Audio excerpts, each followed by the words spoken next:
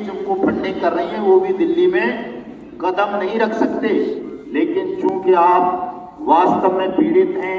आप सबके साथ एक जघन्य अपराध घटित हुआ है, ठगी की घटनाएं हुई हैं, आपका पैसा लूटा गया है, इसलिए आपको दिल्ली के दिल में राष्ट्रपति भवन बिल्कुल पास नहीं है, यहाँ से किनारे पे बैठे हुए हो आप राष्ट्रपति भवन के, वहाँ आपका ये कार्यक्रम आयोजित करने की अनुमति मिली है। तो इस चीज को भी आप समझना तमाम साथी, और अपनी इस गरिमा को बनाए रखना, इस ताकत को बढ़ाना है और उन्नत करना है, ताकि जल्दी से जल्दी हम सब अपने लक्ष्य को प्राप्त कर सकें और पुनः हमें कोई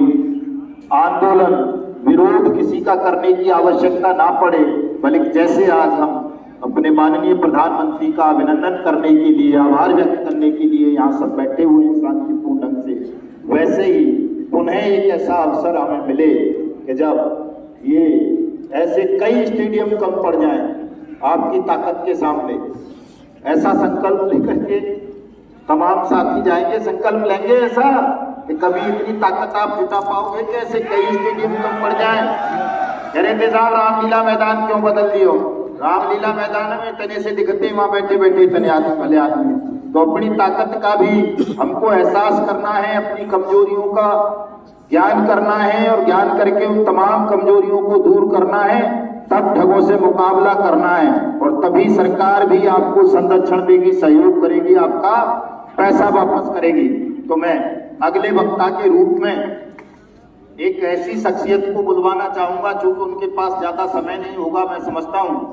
आ रही है आवाज या कुछ गड़बड़ हो गई? आ रही है ना? सही आ रही है। हमारे बीच में हिमांशु पालीवाल साहब आए हुए हैं फरीदाबाद से,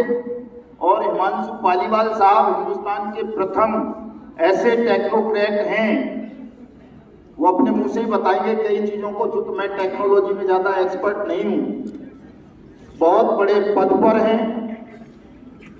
और साथ साथ सौभाग्य ये है कि वो भी हमारी और आपकी तरह 3-3 बार ठगी का शिकार हुए हैं साथियों, एक बार नहीं 3-3 बार। एक नंबर का पैसा जीवन भर की कमाई ठगों ने लूट ली, अभी सेवा में है। खैर पालीवाल साहब, ये सौभाग्य है कि जीवन चला पा रहे हैं, उनका ज्ञान अभी शेष है, लेकिन वो कुछ ज्ञान की बातें बताएंगे, अपने अनुभव साझा करेंगे और कैसे हम इस लड़ाई को जल्दी से जल्दी जीत सकते हैं ठगों से। पालीवाल साहब, उस पर भी हम आपका तकनीकी दृष्टिकोण जानना चाहेंगे, तो मैं आपको सादर आमंत्रित करता हूँ, आइए।